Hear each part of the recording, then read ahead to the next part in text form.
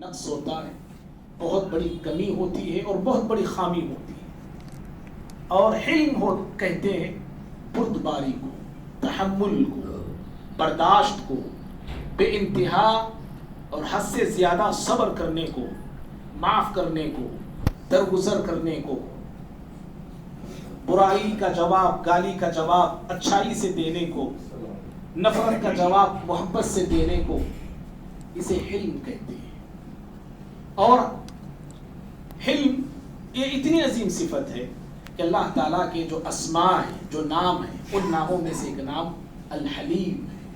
اللہ تعالیٰ بہت زیادہ صبر کرنے والا، برداشت کرنے والا، اور انسانوں کی ڈھیر سارے گناہوں کو، غلطیوں کو اور نافرمانیوں کو اللہ تعالیٰ معاف کرتا ہے، بار بار معاف کرتا ہے. انسان بے ادبی کرتا ہے اللہ کی شان میں، گستاخی کرتا ہے اللہ کی شان میں، اللہ تعالیٰ اسے بھی معاف کرتا ہے. تو یہ اللہ تعالیٰ کی صفت حلم ہے. اور اللہ تعالیٰ چاہتے ہیں کہ یہ صفت بندوں میں بھی آئے، بندے بھی اپنے اندر اس صفت کو پیدا کرے. اگر کسی معاشرے میں یہ صفت لوگوں میں آتی ہے، عام ہوتی ہے، تو پھر وہ معاشرہ امن کا گہوارہ بنتا ہے. اس معاشرے میں محبتیں پروان چلتی ہیں، نفرت کو جگہ نہیں ملتی ایسے معاشرے میں، عداوت کو جگہ نہیں ملتی ایسے معاشرے میں جس معاشرے میں حلم کی صفت پائی جاتی ہے. اسی لیے اللہ تعالیٰ نے جہاں اپنے نبیوں میں بہت ساری خوبیوں کو رکھا تھا، انہی خوبیوں میں سے ایک عظیم خوبی حلم کی خوبی ہے. ہر نبی بڑا حلیم ہوتا تھا، ہر نبی بڑا بردبار ہوتا تھا، ہر نبی بہت زیادہ برداشت کرنے والا اور بے انتہا صبر کرنے والا ہوتا تھا.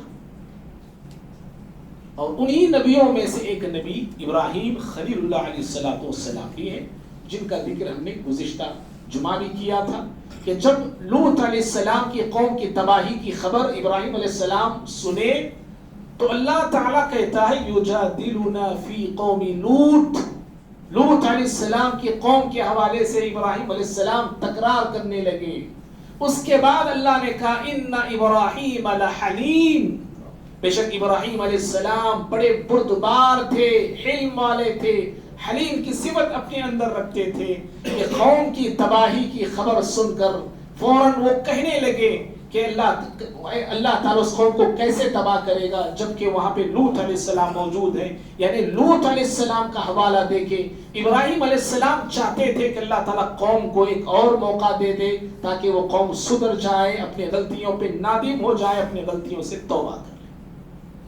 ابھی جو آیت میں نے پڑھی خطبہ مسنہ کے بعد، یہ جو باتیں ابھی میں نے بتایا کہ گزشتہ جمعے کا خلاصہ تھا جو میں نے آپ کے سامنے رکھا. ابھی آج جو میں خطبہ مسنہ کے بعد آیت پڑھی ہے سورہ توبہ کی ہے، سورہ نمبر 9 ہے، آیت 114 ہے. اس آیت کا تعلق بھی ابراہیم علیہ السلام ہی سے ہے. اللہ تعالیٰ نے سورہ توبہ میں بھی ابراہیم علیہ السلام کی دو خوبیوں کا ذکر کیا. ایک خوبی آپ کی اواہ کی، ان ابراہیم لأواہ، کہا کہ ابراہیم علیہ السلام بڑے نرم دل تھے، بڑے نرم دل تھے، اللہ رب العالمین کے زیادہ عاجز بنتے تھے. اور دوسری صفت اللہ نے کہا حلیم، سورہ ہود کی آیت ہے، وہاں بھی اللہ نے کہا جو گزشتہ جمعہ پڑھی گئی تھی. اور سورہ توبہ میں بھی اللہ نے ابراہیم علیہ السلام کو صفت حلم سے یاد کیا ہے کہ ابراہیم علیہ السلام بڑے حلیم انسان تھے. کیسے حلیم تھے؟ یہاں جو ذکر ہوا وہاں قوم لوط کے حوالے سے ذکر ہوا تھا، یہاں پہ ابراہیم علیہ السلام کے باپ کے حوالے سے ذکر ہوا ہے کہ ابراہیم علیہ السلام اپنے باپ کے حق میں دعائیں مغفرت کرتے تھے، مگر ایک وعدے کے ساتھ کہ ابراہیم علیہ السلام نے یہ عہد کیا تھا کہ جب تک میرا باپ مسلمان نہ ہو جائے گا تب تک ہم کریں گے، اس کے لیے مغفرت کی دعا کریں گے. لیکن جب اللہ تعالیٰ نے بتا دیا کہ تمہارے باپ اللہ کے دشمن ہیں، یہ جب انہیں پتا چلا کہ یہ دشمن ہے رب العالمین کا، یہ ہدایت پہ آنے والا نہیں میرا باپ، مسلمان ہونے والا نہیں میرا باپ، اللہ کی ذات پہ ایمان نہیں لانے والا ہے میرا باپ، تو حضرت ابراہیم علیہ السلام دعائے مغفرت کو چھوڑ دیا اس کے بعد سے. اور اس کے بعد اللہ نے کہا ان ابراہیم لأواہ حلیم، ابراہیم علیہ السلام بڑے بردبار تھے، بڑے جو ہے برداشت کرنے والے، صبر کرنے والے تھے اور بڑا دل اپنے سینے میں رکھتے تھے۔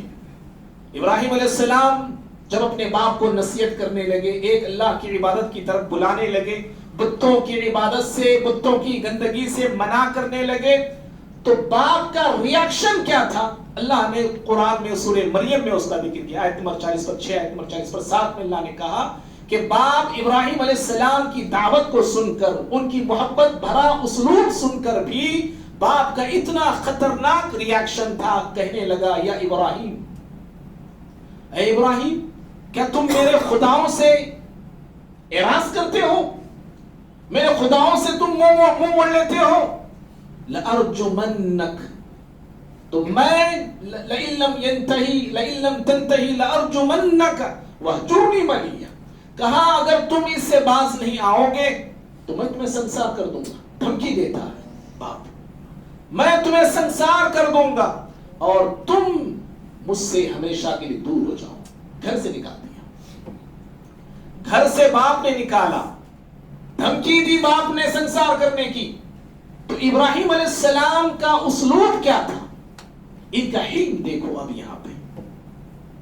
ابراہیم علیہ السلام کتنے حلیم تھے، اللہ تعالیٰ نے بتایا کہ باپ کے ریاکشن پہ ابراہیم علیہ السلام کہنے لگے سلام علیک، کہا کہ ابو جان آپ پر سلامتی ہو، سأستغفر لک ربی، میں اپنے رب سے آپ کے حق میں مغفرت کی دعا کروں گا، بخشش کی دعا کروں گا کہ اللہ میرے باپ کو معاف کر دے، اس کے گناہوں کو بخش دے، میں اس طرح آپ کے حق میں دعائیں مغفرت کرتا رہوں گا۔ دیکھ رہے، باپ دھمکی دیتا ہے، باپ گھر سے نکال دیتا ہے، ابراہیم علیہ السلام کا حلم دیکھو کیسا ہے۔ اس کو کہتے ہیں حلم، کہ اگر کوئی شخص ہمیں گھر سے نکالتا ہے تو ہم بدلے میں اس کو گھر سے نہ نکالیں، یہ حلم ہے۔ اگر آپ بھی میں بھی دشمنی کو یاد کر کے گھر سے کسی کو نکالتے ہیں کہ اس نے مجھے اتنے سال پہلے نکالا تھا، میں بھی نکال پھینکوں گا، اس کو حلم نہیں کہتے۔ کسی شخص نے بے عزتی ہماری کی اور ہم بھی اب موقع کی طاق میں ہیں، اس نے بے عزتی کی، میں بھی موقع ملے گا تو بے عزتی کروں گا، یہ حلم نہیں ہے۔ یہ کسی نے ہمیں بدنام کر رکھا تھا اور اب ہم موقع کی طاق میں ہیں کہ اگر مجھے بھی موقع ملا، کوئی غلطی اس کی ملی تو میں بھی اسے بدنام کروں گا، یہ حلم نہیں ہے، بلکہ یہ جہل ہے، یہ جہالت ہے۔ تو ابراہیم علیہ السلام اس طرح حلیم تھے۔ اور بھائیوں، حلیم کی تفسیر بعض مفسرین نے اس طرح بھی کی ہے۔ تفسیر سعدی ایک عرب کے عالم دین کی بڑی جامع تفسیر ہے، اس میں حلیم کسے کہتے ہیں تفسیر کرتے ہوئے عبد الرحمن السعدی کہتے ہیں کہ حلیم وہ انسان ہوتا ہے جو اپنے سینے میں بہت بڑا دل رکھتا ہو، بہت بڑا دل رکھتا ہو، بڑا جسم، موٹا جسم، لمبا جسم والا حلیم نہیں۔ آج میری آپ کی فکر اپنے جسم کو بنانے کی ہے۔ بچہ گرتا ہے بولتے ہیں لٹک پا، لمبا ہو، لمبے کرنے کی فکر ہے، موٹا بنانے کی ہمیں فکر ہے، تازہ اپنے جسم کو کرنے کی فکر ہے۔ لیکن اللہ کے بندوں، موٹا جسم، لمبا جسم، بڑا جسم یہ حلم کی علامت نہیں۔ ٹھیک ہے اگر کسی کا جسم موٹا ہے، کوئی بناتا، اچھی بات ہے، غلط بات نہیں، لیکن اس کے ساتھ ساتھ دل بھی بڑا ہونا چاہیے۔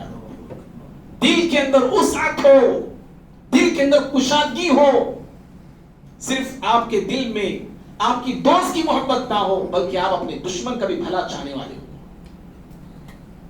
یہ آپ اس وقت حلیم بن سکتے ہیں۔ اور اسی طرح سے حلیم انسان کی علامت اور پہچان یہ بھی ہوتی ہے کہ حلیم انسان وہ ہوتا ہے جو شخص اذیت دیتا ہے، تکلیف پہنچاتا ہے، دکھ دیتا ہے، درد دیتا ہے، ٹارچر کرتا ہے، نقصان کرتا ہے، کہا گیا اس کے ساتھ معافی کا معاملہ کرنا، یہ حلیم انسان کی علامت ہوتی ہے۔ حلم والا انسان معاف کرتا ہے، درگزر کر دیتا ہے۔ اور بھائیو، امام ابن کثیر رحمہ اللہ حلم کی تفسیر کرتے ہوئے کہتے ہیں حلم یہ ہے کہ کسی نے آپ کو اذیت دی، دکھ دیا، زندگی میں تکلیفیں پہنچائی، رنج دیا ہے، آپ اس کے ساتھ عفو درگزری کا معاملہ کریں اور وَدَعَا لَهُ، اس کے لیے دعا کریں۔ کتنی عظیم بات ہے، دعا کرنا، دشمن کے حق میں دعا کرنا، نقصان کرنے والے کے حق میں دعا کرنا، ٹھیس پہنچانے والے کے حق میں دعا کرنا، اور صرف دعا نہیں، امام ابن کثیر کہتے ہیں وَاسْتَغْفَرَا، پھر اس کے لیے بخشش اللہ تعالیٰ سے مانگنا کہ اللہ میرے اس بھائی کو بخش دے، معاف کر دے، درگزر کر دے۔ معزز بھائیوں، حلم یہ اتنی اعلیٰ اور عظیم صفت ہے، جن بندوں میں یہ صفت پائی جاتی ہے نا، وہ بندے اللہ کی نظر میں بڑے پسندیدہ ہوتے ہیں، بڑے پسندیدہ ہوتے ہیں۔ کس کی نظر میں؟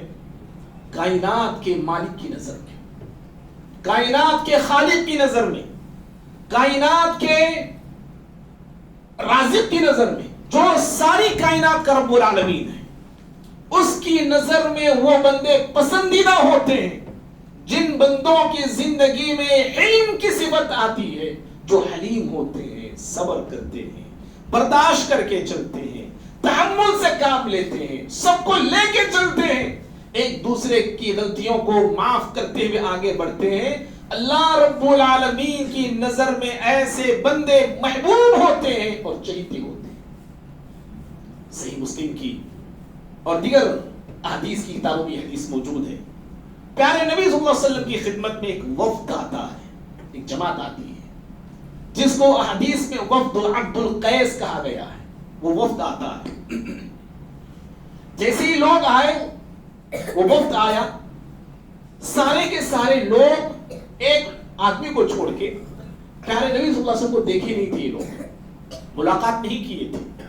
آپ صلی اللہ علیہ وسلم سے ملنے کے لیے فوراً اپنے سواریوں سے اتر گئے اور بھاگے بھاگے گئے نبی صلی اللہ علیہ وسلم کے پاس، آپ سے ملنے لگے، آپ کے ہاتھ کو بوسہ دینے لگے۔ تو ایک شخص اس وفد میں، جن کا نام اشج تھا، وہ نبی صلی اللہ علیہ وسلم سے ملاقات وہ بھی کرنے والے تھے، لیکن اپنی سواری سے اترتے، سواری کو باندھتے، پانی پلاتے ہیں اپنے جانور کو، گھاس وغیرہ ڈالتے ہیں اس کو کھلانے کے لیے، اپنے کپڑوں کو صحیح کرتے ہیں، درست کرتے ہیں، تب پیارے نبی صلی اللہ علیہ وسلم کے پاس آتے ہیں۔ آپ صلی اللہ علیہ وسلم ان کا یہ منظر دیکھ رہے تھے۔ جب وہ آئے تو آپ صلی اللہ علیہ وسلم نے ان کی تعریف کرتے ہوئے کہا ان فیک لخصلتین، تھوڑا سامنے آئیے۔ آپ نے کہا کہ اشج، تمہارے اندر میں دو ایسی عادتیں، دو صفتیں دیکھ رہا ہوں، یہ دو عادتیں اللہ تعالیٰ کو بہت پسند ہیں، یحبہم اللہ، اللہ تعالیٰ کو یہ دو عادتیں بے انتہا پسند ہیں۔ جب اللہ کو عادتیں پسند ہے تو عادت اپنانے والا پسند نہیں ہوگا جی؟ جب اللہ کو ایک عادت پسند ہے تو جو بندہ اس عادت کو اپناتا ہے، اس صفت کو اپناتا ہے اور اس خوبی کو اپناتا ہے، تو پھر اللہ تعالیٰ کو وہ خوبی اپنانے والا پسند نہیں ہوگا۔ تو پیارے نبی نے کہا دو عادتیں ایسی ہیں تمہارے اندر جو میں دیکھ رہا ہوں جو اللہ کو بہت پسند۔ ایک آپ نے الحلم کہا کہ میں تم میں دیکھ رہا ہوں کہ تم بڑے حلم والے انسان ہو، بڑے بردبار ہو، صبر سے کام لینے والے، برداشت سے کام لینے والے ہو، سواری سفر کر کے آئے ہیں۔ سارے لوگ پیارے نبی سے ملاقات کے لیے چلے گئے اور یہ ہے کہ آرام سے آ رہے ہیں، سارے چیزیں اپنے جانور کو پلا کے، اس کو جہاں گھاس دے کے اور اپنے جانور کو باندھ کے آ رہے ہیں۔ یہ حلم آپ نے ان کے اندر دیکھا۔ اور دوسری چیز آپ نے فرمایا الانات، تمہارے اندر میں ایک سلیقہ مندی دیکھ رہا ہوں، ایک سلیقہ ہے تمہارے اندر، ایک قرینہ ہے ایک تمہارے اندر، ایک سسٹم میں تمہارے اندر دیکھ رہا ہوں۔ کوئی جلدی نہیں، کوئی تیزی نہیں، کوئی آدمی کام کرتا ہے بڑی جلدی جلدی سے کرتا ہے۔ پیارے نبی نے کہا کہ وہ جلد بازی میں تمہارے اندر نہیں دیکھ رہا ہوں، سارے لوگ جلدی جلدی آ گئے لیکن تم ہو کہ ایک سلیقے سے آ رہے ہو، کپڑے درست کیے، پاک کیے، صاف کیے، اور تب تم میرے پاس آتے ہو۔ اللہ تعالیٰ کو یہ دو عادتیں بڑی پسند ہیں۔ بھائیو میں آپ سے سوال کرتا ہوں، جو عادتیں، جو خوبیاں اللہ کو پسند ہیں، کیا اللہ کی پسند ہماری پسند نہیں ہونا چاہیے؟ جی کیا اللہ کی پسند میری آپ کی پسند نہیں ہونا چاہیے؟ جن صفات کو اللہ تعالیٰ پسند کرتا ہے کیا ان صفات کو ہمیں اپنانا نہیں چاہیے، قبول نہیں کرنا چاہیے، ان صفات کو اپنے اندر پیدا نہیں کرنا چاہیے؟ اور بھائیوں، ایک ہم ایسے معاشرے میں جی رہے ہیں نا کہ جس معاشرے میں لوگ ان صفات کے حوالے سے جو بھی میں نے بتایا، ان صفات کو میں اور آپ کمزوری کے اعتبار سے دیکھتے ہیں. یہ کمزور لوگوں کی علامت ہے. برداشت کرنا، معاف کرنا، جھک کے چلنا، سب کمزور لوگ کرتے ہیں. میں کہاں کا کمزور؟ میں ایک مارا پوری گلی حدر جانا. طاقت دکھانا چاہتا ہے انسان، بدلہ لینا چاہتا ہے انسان بھائی. اور اچھی عادات جو ہوتی ہیں نا لوگ اس کو اپناتے نہیں، بلکہ ہمارا معاشرہ ایسا ہے جہاں پہ جو عادات بری ہیں، گندی ہے، گھٹیا ہے، بیکار ہے، ایسی عادات کو اپنانے میں انسان فخر کرتا ہے. مثلا جہالت ہے. اللہ تعالیٰ کو علم پسند ہے، اللہ کو جہل پسند نہیں، جہالت پسند نہیں اللہ تعالیٰ. آج انسان جہالت پر بڑا فخر کرتا ہے. جہالت کیا ہے؟ بے وقوفی، نادان حرکتیں کرنا، بے وقوفانہ قدمیں اٹھانا، بدتمیزی کرنا، بے ادبی سے کام لینا، بے ادبی سے گفتگو کرنا. اس پہ انسان بڑا فخر کرتا ہے. جہالت پہ انسان فخر کرتا ہے، جبکہ جہالت سے انبیاء پناہ مانگتے تھے. جی حضرت موسیٰ علیہ السلام نے کہا قال اعوذ باللہ ان نکون من الجاہلین، میں اللہ کی پناہ مانگتا ہوں کہ میں جاہلوں میں سے بن جاؤں. جاہل، جہالت سے اور جہل سے انبیاء پناہ مانگتے تھے. اور اللہ نے سورہ انعام میں پیارے نبی سے کہا فلا تکونن من الجاہلین، اے پیغمبر آپ نادانوں میں سے نہ ہونا، جاہلوں میں سے نہیں بننا. تو اس طرح بھائیوں ہمارا معاشرہ جہالتوں پہ فخر کرتا ہے اور ایسی جاہلانہ حرکتوں کو اپنانے میں بڑا فخر کرتا ہے. اور جب جس معاشرے میں پیارے نبی صلی اللہ علیہ وسلم بھیجے گئے، پیدا کیے گئے، اس معاشرے میں بھی لوگ جہالت پہ فخر کرتے تھے. جہالت عام تھی، بے رحمی عام تھی، انتقام کا مزاج تھا، بدلہ لینے کا مزاج تھا. اور جہالت کا جواب بڑی جہالت سے لوگ دیتے تھے. گالی کا جواب گالیوں سے دیتے تھے، خون کا جواب خون کی ندیاں بہا کر دیتے تھے، تھپڑ کا جواب لاتوں سے دیتے تھے. اس طرح جہالت جو ہے بھری ہوئی تھی اس معاشرے میں. پیارے نبی صلی اللہ علیہ وسلم ایسے معاشرے میں پیدا ہوئے، بھیجے گئے. آپ صلی اللہ علیہ وسلم نے اس معاشرے کو پاک کیا، اس سماج کو پاک کیا، ان لوگوں کی عادتوں کو، خصلتوں کو پاک کیا، ان کے ذہنوں کو، ان کے دماغوں اور دلوں کو پیارے نبی صلی اللہ علیہ وسلم نے پاک کیا.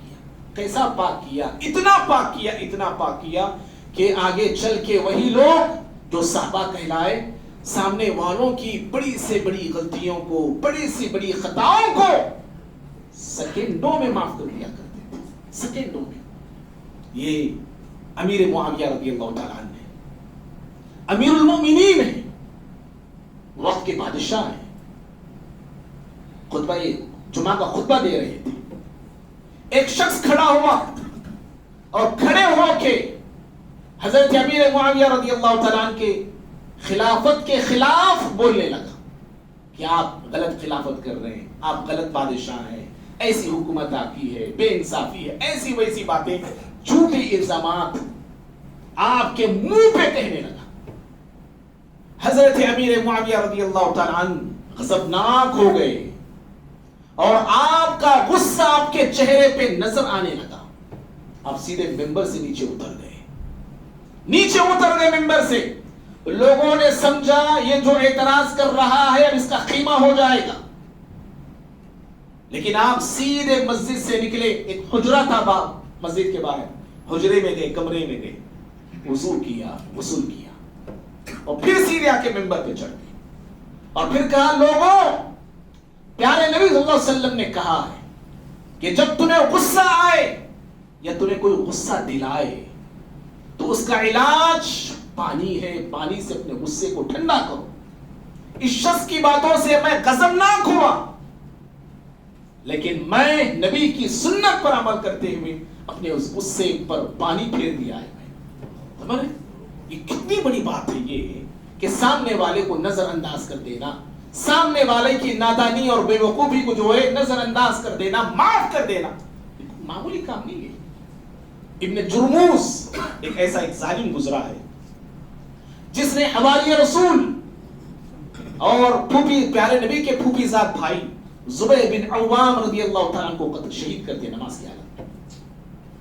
اور جب اس نے زبیر بن عوام کو شہید کیا تو اس کی زندگی سے چین ختم ہو گیا، سکون ختم ہو گیا، ہر ہمیشہ پریشان، ہر ہمیشہ ٹینشن میں رہتا تھا، سکون نام کی چیز اس کی زندگی سے رخصت ہو گئی، اور یہ خود اتنا تنگ آ گیا، زندگی سے جینے سے تنگ آ گیا، زندگی اور جینے سے تنگ آ کے زبیر بن عوام رضی اللہ تعالیٰ عنہ کے جو بیٹے تھے، مصعب بن زبیر، عبداللہ بن زبیر رضی اللہ تعالیٰ عنہما، زبیر بن عوام کے بیٹوں سے آ کر کہنے لگا کہ میں تمہارے باپ کا قاتل ہوں، مجھے قتل کر دو، مجھے قتل کر دو۔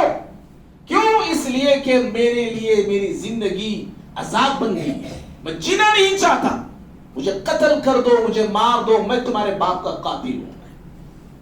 دیکھو بڑے لوگوں کا بڑا دل کتنا بڑا ہوتا ہے کہ یہ لوگ جانتے تھے یہ ہمارے باپ کا قاتل ہے، لیکن کہا کہ ہم تجھ کو قتل نہیں کریں گے، اس لیے کہ تیرا معاملہ ہم اللہ کے حوالے کرتے ہیں، اللہ تعالیٰ تجھ سے انتقام لے گا، اللہ تعالیٰ تجھ سے بدلہ لے گا۔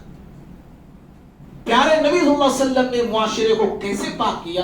دو مثالیں میں نے دیا صرف آپ کو کہ اتنی بڑی بڑی غلطیوں کو، اتنے بڑے بڑے غلطی کرنے والوں کو حضرات صحابہ کرام معاف کر دیا کرتے تھے، درگزر کیا کرتے تھے، یا ایسا اس کا معاملہ اللہ کے حوالے کر دیا کرتے تھے۔ اور معزز بھائیوں، اگر انبیاء کی زندگیاں اگر ہم دیکھتے ہیں تو نبیوں کی زندگیوں میں حلم کی صفت آپ کو بہت اچھے طور پہ نظر آئے، اور نبیوں کی زندگیاں حلم کی بہترین تصویر پیش کرتی ہے۔ کیسے نبی ایک بڑا دل رکھتا ہے اپنے سینے میں، کیسا نبی جو ہے لوگوں کو کیسے معاف کرتا ہے، کتنا درگزر کرتا ہے، نبی کتنا غصے کو پینے والا ہوتا ہے، نبی بدلے کے مزاج سے کتنا دور ہوتا ہے، وہ انتقام کے مزاج سے کتنا دور ہوتا ہے۔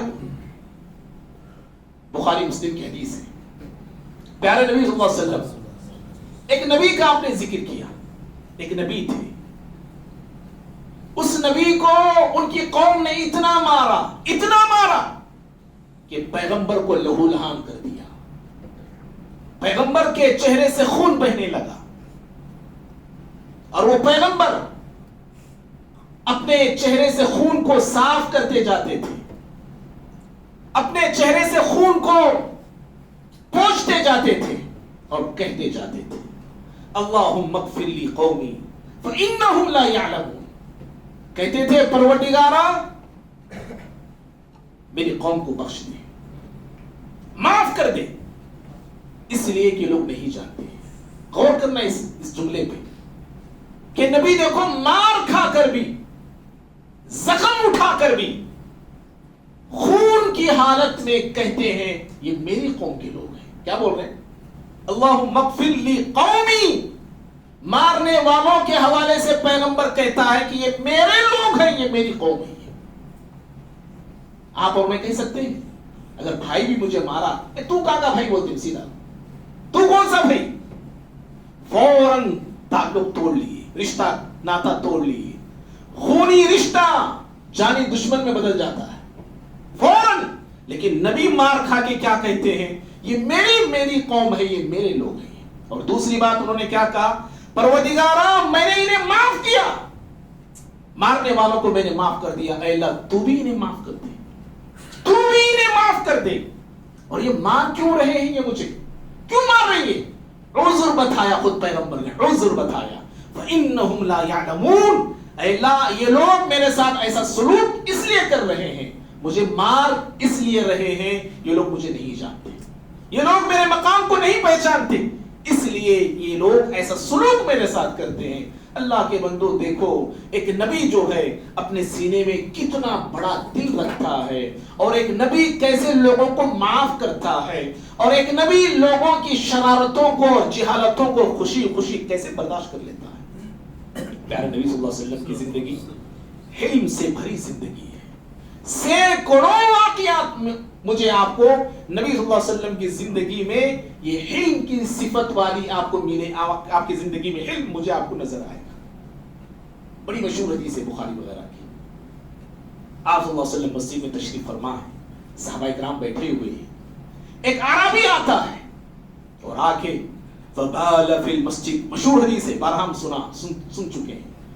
مسجد میں کھڑے ہو کے پیشاب کرتا ہے, مسجد میں کھڑے ہو کے نبی کی آنکھوں کے سامنے, صحابہ کی آنکھوں کے سامنے اس کی جرأت دیکھو کہ پیشاب کر رہا ہے, وہ بھی اللہ تعالیٰ کے گھر میں پیشاب کر رہا ہے. ہاں, مسجد نبوی میں پیشاب کر رہا ہے, وہ جو عام مسجدوں سے الگ مقام رکھتی ہے, الگ پہچان رکھتی ہے, الگ شان رکھتی ہے, اس مسجد میں آ کے کھڑے ہو کے پیشاب کرتا ہے نبی کے زمانے میں, نبی کی موجودگی میں. اللہ اکبر. صحابہ کرام برداشت کے باہر ہونے لگے حرکت کو دیکھ کر, اس کی پیشاب کر رہا ہے وہ بھی.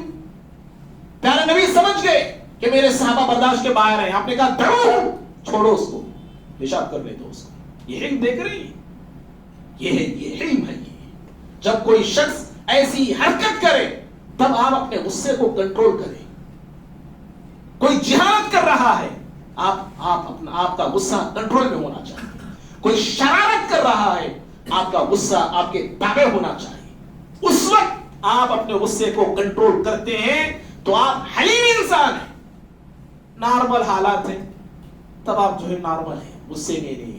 ایسا لگتا ہے کہ آپ سے بڑا شریف انسان کوئی نہیں ہے, آپ سے نیک انسان کوئی نہیں. ایسے لگا ابھی آسمان سے حضرت اتر ہوئے, اتنے نیک نہ رہے گا. لیکن جب کسی سے گفتگو ہوتی ہے, کوئی لڑتا ہے, کوئی جھگڑتا ہے, تب ہم ریاکشن ایسا دکھاتے ہیں. یاد رکھو یہ علم کی صفت نہیں ہے میرے بھائی, علم کی صفت نہیں ہے. پیارے نبی صلی اللہ علیہ وسلم نے اس کو سمجھایا, پیار سے سمجھایا, اپنائیت سے سمجھایا, محبت سے سمجھایا کہ دیکھ یہ اللہ کے گھر ہیں, اللہ کے گھروں میں ایسی حرکت نہیں کرنا چاہیے. سمجھے بھائی؟ کیا معلوم ہوا, کیا معلوم ہوا مجھے آپ کو؟ مسجد میں خاص طور پہ برداشت کی صفت اپنے اندر پیدا کیجیے. نہ مسجد میرا گھر ہے نہ آپ کا گھر ہے. نہ مسجد میں دادا گیری کروں نہ آپ دادا گیری کریں. نہ مسجد میں میرا راج چلے گا نہ آپ کا راج چلے گا. مسجد کو آؤ, برداشت کی صفت لے کے آؤ, تحمل کی صفت لے کے آؤ, صبر کی صفت لے کے آؤ. کیونکہ مسجد میں ہر طرح کے لوگ رہتے ہیں, ہر طرح کے لوگ آتے ہیں, نئے بھی آتے ہیں, پرانے بھی آتے ہیں, اپنے بھی آتے ہیں, غیر جماعت کے لوگ بھی آتے ہیں, بچے بھی آتے ہیں, بوڑھے بھی آتے ہیں. ہر ایک کو آپ کو برداشت کر کے چلنا پڑے گا. بچے شرارت کرتے ہیں, نماز پڑھ رہے ہیں, بھاگے بچے یہاں سے دوڑے, آپ پکڑ کے ہٹ کر دیے اور سمجھ رہے میں بڑا نمازی ہے. بچوں کو مارنا نمازی ہے, ہاں جی, ہاں, بچوں کو ڈانٹ رہے آپ, ایسا کرے ڈانا نہیں رہے مسجد کو. کیوں؟ آپ کی مسجد ہے, کیوں روک رہے آپ بچوں کو مسجد میں آنے سے؟ کس نے آپ کو کہا کہ مسجد میں بچے نہیں آنا چاہیے؟ یہ علم ہے, یہ علم نہیں, یہ جہالت ہے یہ, اور اس جہالت سے مجھے آپ کو بچنا چاہیے. سمجھ رہے بھائی؟ مسجد میں بھی آپ بھی, ہر شخص سے یہ خطا ہوتی ہے, ہر شخص سے یہ غلطی ہو جاتی ہے. مسجد میں خصوصیت کے ساتھ علم کی صفت مجھے آپ کو دکھانا ہے. اور بھائیو, جہاں یہ صفت ہوتی ہے نا, زندگی کامیاب. جس انسان میں یہ صفت ہوتی ہے زندگی کامیاب ہے.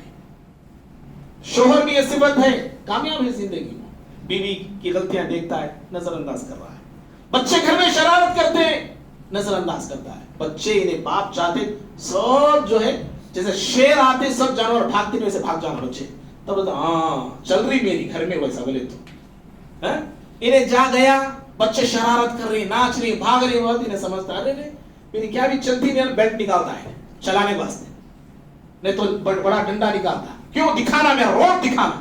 بچوں پہ روپ دکھاتے بھائی, ہاں نہیں, یہ علم نہیں. یاد رکھو, جہاں یہ صفت ہوتی ہے نا, زندگی کامیاب ہے. یاد رکھو بھائی, زندگی کامیاب ہے. اور بھائی جانتے ہیں, جس بندے میں صفت ہوتی ہے نا, اللہ بہت زیادہ اسے اجر سے نوازتا ہے. جی, اعظم و اجر آپ نے کہا, مسلم احمد کی روایت ہے.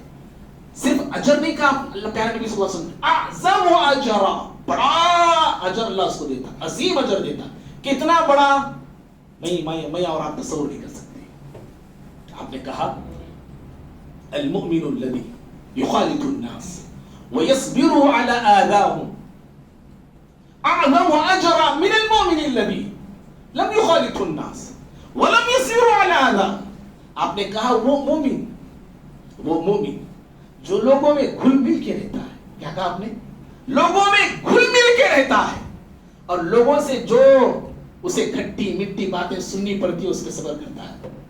کیا کہا آپ نے ترنوی نے؟ وہ مومن جو لوگوں میں گھل مل کے رہتا ہے, لوگوں کے ساتھ اٹھنا بیٹھنا لوگوں کے ساتھ رہتا ہے. وہ اب جب لوگوں کے ساتھ رہتے ہیں تو کچھ نہ کچھ ہوتا نا, انبن ہوتی, انہوں کچھ بولے ہمیں کچھ بولے, انہوں زیادہ بولے ہم کم بولے, کچھ نہ کچھ ہوتا ہے. یہ کچھ نہ کچھ ہونے پہ یہ صبر کرتا ہے, صبر کرتا ہے. پیارے نبی فرماتے ہیں یہ مومن اس مومن سے اچھا ہے. کون سا مومن؟ جو مومن من المؤمن الذي لم يخالط الناس, وہ ایک دوسرا مومن ہے جو لوگوں میں کھلتا نہیں, ملتا نہیں, آتا نہیں, بیٹھتا نہیں, جاتا نہیں, تنہا زندگی جیتا ہے, اکیلا. لوگ بولتے ہیں کیا پوچھے ہوئے انسان ہے بھائی, لوگ ان کے کام سے کام دیکھو, کسی سے ملتے نہیں. تعریف کرتے ہیں لوگ ہماری سے, کرتے نہیں, کسی سے ملتے نہیں بھائی, آتے بھی نہیں, انہوں سلام کرے چلے گئے, سلام کرے چلے گئے, ملتے نہیں لوگوں میں. پیارے نبی بول رہے نہیں, جو لوگوں میں ملتا ہے اور لوگوں سے جو باتیں آتی ہیں اس پہ صبر کرتا ہے, ایسا مومن اس مومن سے اچھا ہے جو لوگوں میں ملتا نہیں, کٹ کے رہتا ہے اور لوگوں کی باتوں پہ صبر کرتا نہیں کرتا ہے. پیارے نبی بول رہے ہیں ایسے اللہ تعالیٰ ایسے مومن کو زیادہ اجر دیتا ہے جو لوگوں میں مل جل کے رہتا ہے, حلم سے کام لیتا ہے. بھائیو آخری بات ہے, مومنانہ کردار کیسے ہونا چاہیے, ہمارا کردار کیسا ہے, ہم مومن بنے تو کیسے؟ صحیح مسلم کی روایت ہے, پیارے نبی صلی اللہ علیہ وسلم کے پاس ایک شخص آتے ہیں اور آگے کہتے ہیں اللہ کے نبی صلی اللہ علیہ وسلم ان لی قرابہ, میرے کچھ رشتہ دار ہیں, دوست ہیں, پڑوسی ہیں, اڑوس پڑوس سارے لوگ ہیں, لیکن میں اپنے ان رشتہ داروں کے ساتھ بھلائی کرتا ہوں وہ برائی کرتے ہیں, وہ میں ان سے نیکی کرتا ہوں وہ میرے ساتھ بدی کرتے ہیں, اور میں احلم عنہ, میں ان سے حلم سے کام لیتا ہوں. وہ لفظ ہے حلم سے کام لیتا ہوں, میں معاف کرتے جاتا ہوں, معاف کرتا ہوں, معاف کرتا ہوں, معاف کرتا ہوں, لیکن وہ جہالت پہ جہالت کرتے جاتے ہیں, جہالت پہ جہالت کرتے جاتے ہیں. تو پیارے نبی صلی اللہ علیہ وسلم نے ان سے کہا جیسے تم کہہ رہے ہو کہ تم اپنے لوگوں کے ساتھ ایسا سلوک کرتے ہو, ان کے بدتمیزی پر, ان کی گستاخی پر, ان کی بے ادبی پر, ان کی جہالت پر تم حلم سے کام لیتے ہو, اگر واقعیتاً ایسا ہے تو یاد رکھو تم ان کے منہ پر جلتی ہوئی رات ڈالتے ہو اور ہمیشہ رب العالمین کی طرف سے تمہارا ایک مددگار فرشتہ بن کر رہے گا. اللہ اکبر, کتنی عظیم بات ہے.